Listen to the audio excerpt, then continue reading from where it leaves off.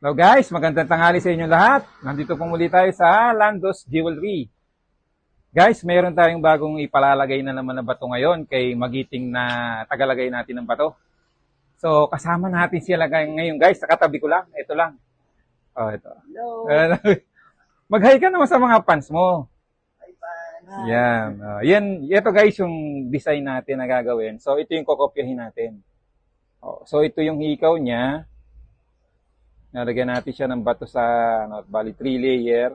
May perla sa ilalim. Tapos ito namang bangle, ganun din, 3 layer din. Ito. Yan, bali isang termo siya, kasamang bangle. Ito naman yung diamond na kakabit natin. Maliliit lang siya, pero natural diamond naman. Okay. Isang kaway ka naman sa mga fans mo, Johnny Babes.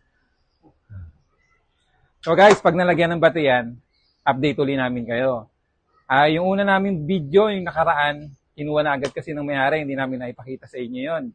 So ngayon guys, once na nangyari ito at napalis, nalagyan na natin ng bato, update namin uli kayo. So maraming salamat po muli sa lahat ng nag-like at nag-follow sa aming Facebook account. Sana huwag kayong magsawang i-like at i-follow. At sa mga magla-like at magpa-follow, maraming salamat sa inyo. Kung gusto niyo yung mga ganitong content, type nyo lang yung Truly Ignacio and Facebook at YouTube channel, Truly Ignacio pa din.